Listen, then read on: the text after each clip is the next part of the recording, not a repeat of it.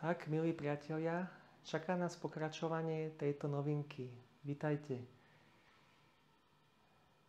Teraz si povieme niečo o inej procedúre, ktorou sa teda týka rašelinového jednorazového nosiča. Minule sme použili na aplikáciu parafínový plást, ale teraz použijeme jednorazový rašelinový nosič. Tento jednorazový rašelinový nosič je zložený z prírodnej rašeliny a z minerálnych a organických látok. Vlastnosť týchto minerálnych a organických látok je predovšetkým tá, že dokážu dlhodobo uchovávať teplo a príjemným spôsobom ho aj uvoľňovať.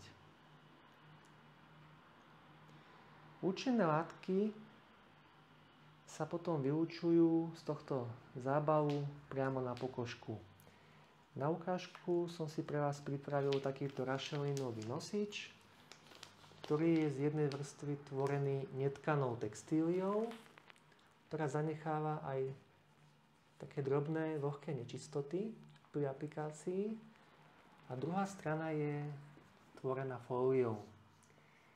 My si vezmeme túto netkanú textíliu a touto stranou si to priložíme na váš chrbátik.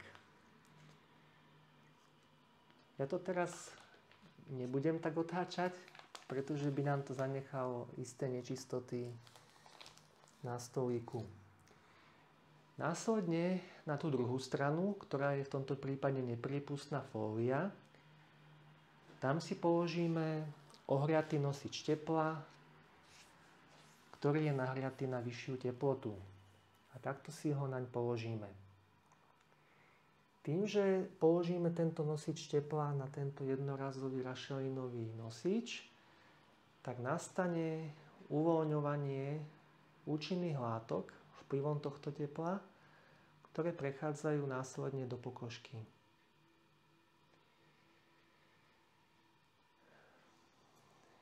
Povieme si ešte, priatelia, ale pár dôležitých informácií, kedy sa táto procedúra odporúča a naopak, kedy by sa nemala aplikovať.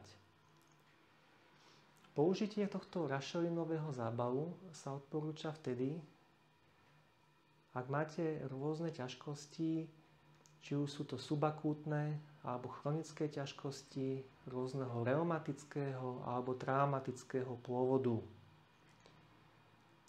Takisto sem patrí napríklad aj obezita, či celulitída, zvýšené svalové napätie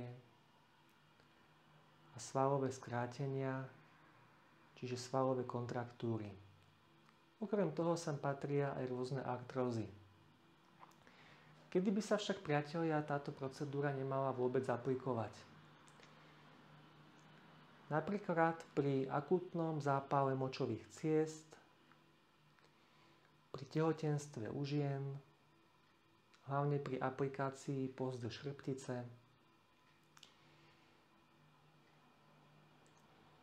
ďalej sem ešte môžeme zaradiť takisto rôzne ťažkosti, aké sú napríklad kardiologické ochorenia, čiže srdcové, ak máte ťažkosti s obehovými vecami, čiže obehové poruchy.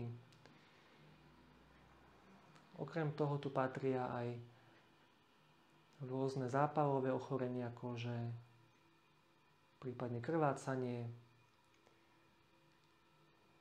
A takisto sem patrí aj zvýšená precitlivosť na teplo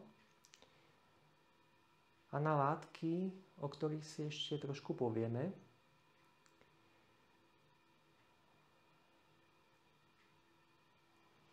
Pretože rašelinový zábal obsahuje tzv.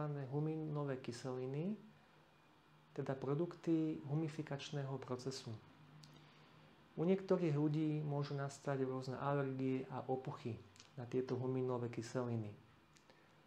Preto je dobré pre istotu, ak si nie ste istí, poradiť sa so svojím lekárom.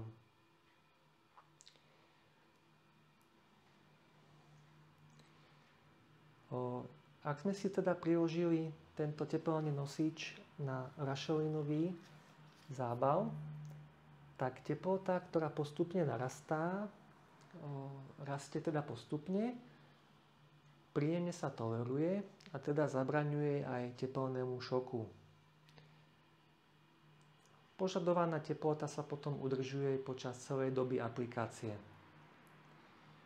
Rovnako ako v predošlom prípade, keď sme aplikovali parafínový plást, aj v tomto prípade sa nechá tento nosič určitý čas. Po skončení odoberieme tento nosič a zľahka utrieme váš chrbátik. Následne sa ešte odporúča aplikovať aj masáž. Účinok masáže bude ešte silnejší a blahodárnejší. Ďakujem vám, priatelia, za pozornosť a sledujte aj naďalej Facebook, pretože pribudne do tretice ešte jedna veľmi veľká novinka, ktorá bude pre vás určite veľmi zaujímavá, priatelia. Teším sa, keď vám ju predstavím. Želám vám krásny deň. Ahojte.